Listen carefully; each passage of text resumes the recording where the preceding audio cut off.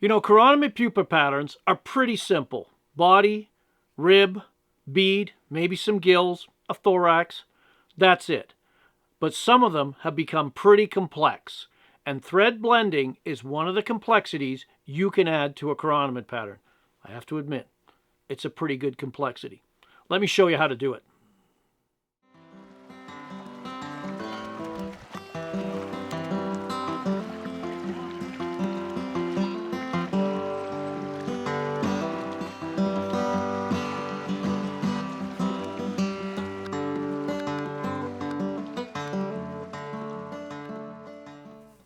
So let's tie the blended ASB. I'm going to tie this on a Daiichi 1760 number 12. You could tie this from 12 through 16. And for this number 12, I'm using a 3/32 brass bead with the wide open portion of the bead facing the front of the hook. We're going to use, in this case, some burnt orange 12-aught. It doesn't show, so I'm just going to tie this on. 12-aught is nice and thin. I don't want to build up any excessive thread bulk. So I just get a few wraps on, back up to the eye of the hook. For the gills, I'm going to use some white uni floss. I like this over the uni stretch because it fluoresces, so it picks up any light and adds a little bit of attractive, subtle glow to the fly. And I've got about an inch strand here, and I'm just going to tie this onto the hook. Just get it lashed on there, a couple of wraps, and I'm going to spin it and almost tie it in like you would a mayfly spinner wing. So I just use some cross wraps like so to get that in place, and then I'm going to pull that forward and put a few wraps right at the back to push them both forward so they form sort of a Y, if you will. Again, minimal thread wraps here, because if you build up too much thread, you will not be able to slide your bead forward. And to help that, that's why we put the wide open end of the bead facing forward, so it'll push over those and help sweep them forward to look like the natural gills of a pupa. And we just tie that off with a few wraps. Remove our tying thread. We can moisten our fingers to keep any errant strands in check. Push our bead forward like so. That's going to help create kind of a V or a Y look that matches the gills of the naturals. And then we're going to attach some red tying thread to start. So this is a Semperfli Classic Red 8/0 in red. Because we're doing a blending technique. We're using contrasting colors of tying thread, and in this case, when on the finished fly, this red thread will bleed or blend through. So I've got that started. Going to give it a spin about halfway down the shank. That takes the twist out of the thread, and then come back up. So I'm already starting to think about the overall taper of the fly, the finished fly, by how I wrap the thread on and how many layers I put on. For the ribbing on this fly, we're using anti-static bag, ASB, and this is a 0.5 millimeter cut. I will put the links in the description below as to where I get my ASB from.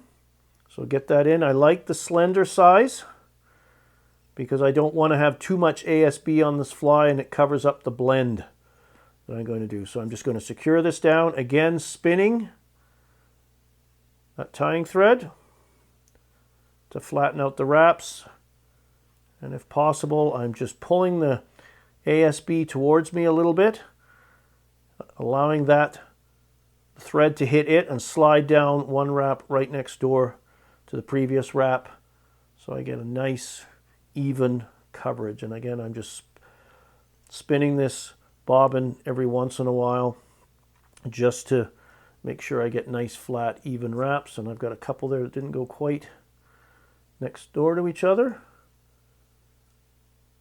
And keeping your bobbin on a short leash, a short distance between the thread and the barrel of the bobbin helps you make accurate wraps too. And I'm going to secure this down to the rear of the crushed down barb. So I go slightly into the bend of the hook. And be careful when you're pulling on this ASB because it's not as stretchy and forgiving as Flashabou, for example. So now we're just going to come back up and build up a red thread underbody. Nice and even all the way up.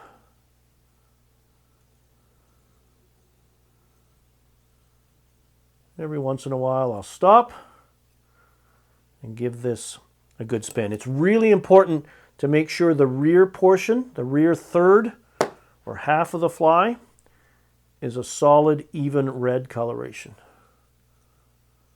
Because that's the part that's going to blend or bleed through the fly. So we're just going to bring that right up to the rear of the bead, making sure it pushes the bead tight up against the gills. Now, the thread coloration for the body itself are endless. You could use, such as this, an olive dun coloration. You could use black. You could use olive. You could use brown, rust brown, whatever color you need to match the chironomid pupa. I'm going to do a lighter coloration. I'm going to use some of the new watery olive from Semperfli and the classic 8/0. We love these classic threads because they'll flatten and give you the nice flat wraps that we need. So this is a fly you're going to need your threads probably if you're going to tie a bunch of them on multiple bobbins. So I'm just going to come up with my watery olive here and just get it started like so, and be careful so they don't twist around each other crazily. Tie off both of them like so, and just come up with our red and trim it off, and then continue building. So building adjacent wraps. We'll come back up and cover up some of the gaps in that later, and that little tag sticking out. Again, you can take your thumb and forefinger and stroke the thread as well. That also helps the thread flattening process. And what I want to do here is, as I get to about the halfway point, I am now going to spin, flatten. I want to almost floss this thread out so it starts to behave more like floss than thread, and then start zigzagging and opening up my wraps as I go down. So that, again, it's kind of just what you want to do. I'm about to where I want that little subtle thread butt to be. My thread is flossing out really nice. This classic wax works really good for this.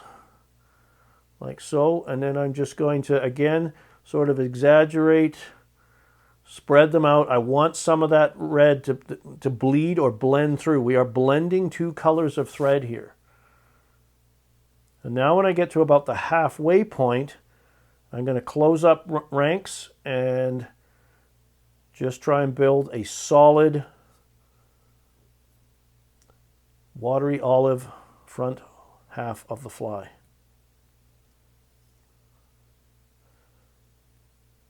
This technique is very popular with many tyers nowadays.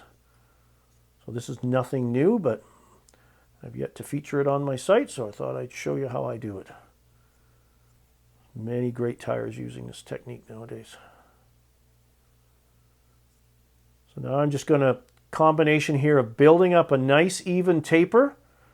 I always like my flies a bit on the skinny side. Again, flattening those wraps. But also thickening up the concentration of the watery olive tying thread, which further augments the blending process. Because there's different numbers of layers or thickness, if you will, of the watery olive, and we're just building this up. Right up.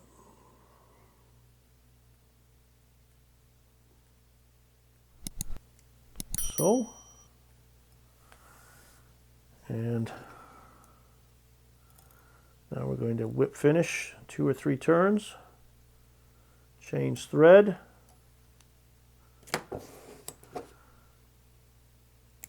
A little trick you can do, that little red stub is sticking out, it's driving me a little crazy. I'm going to come in with a little lighter and give it a flash, but I'm protecting these gills because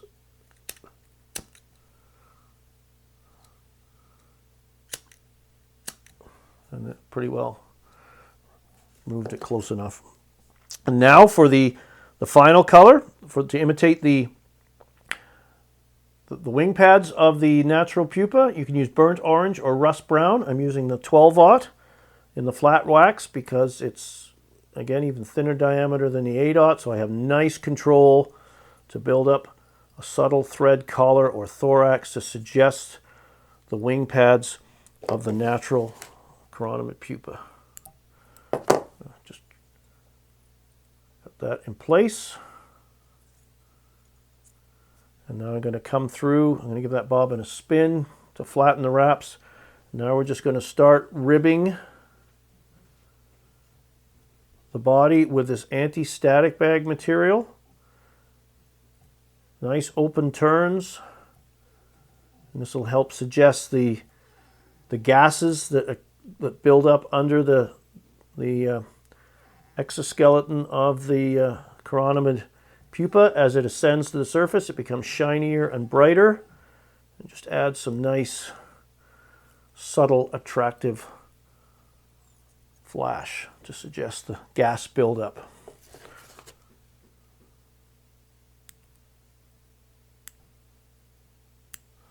Trim away the excess. Spin our bobbin once again. Build up a nice tapered thorax, not too steep on the taper. So when you whip finish, those finishing wraps won't all tumble down the steep slope if you're too aggressive. Again, this is just to suggest the wing pads of the natural, and we just want to do a 2 to 3 turn whip finish right at the rear of the bead because we're going to coat this fly, snug it nice and tight, and come in with a pair of fine point scissors or even a straight edge, trim away. And then we're going to trim our gills, and you can either eyeball it about the length of the bead, or you can just literally pull them back over the bead to the rear and make one smooth cut, and you know you got your proportions right. So we got a nice fanned out like the natural, and then all that's left to do is give this fly a body coating, and that should let that really magnify the blending process if I've done it right. I'm just using some of the Solara's bone dry. Just give that a coat.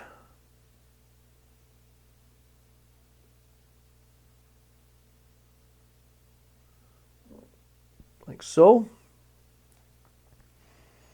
The beauty of these thin resins is they nice thin coat, good viscosity so you can manage it, but yet doesn't run all over the place.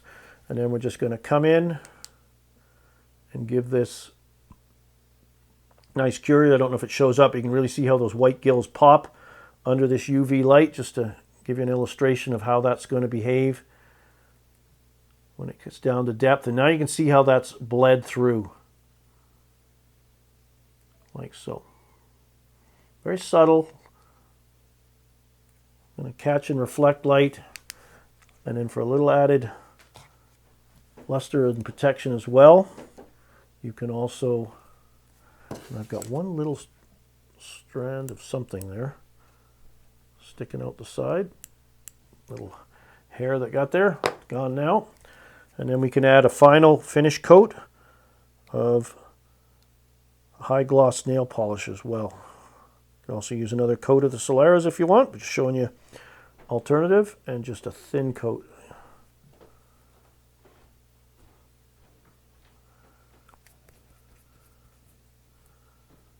And there is the finished Blended ASB. And the color combinations and permutations with this fly are literally endless. And the ASB, the key with that is getting that, and again in the links in the description, but I get mine from HB Creations in British Columbia. They offer a full range of these ASB products, window tint, different types of anti-static bag, a great source to pick this stuff up. So there you have it, the Blended ASB.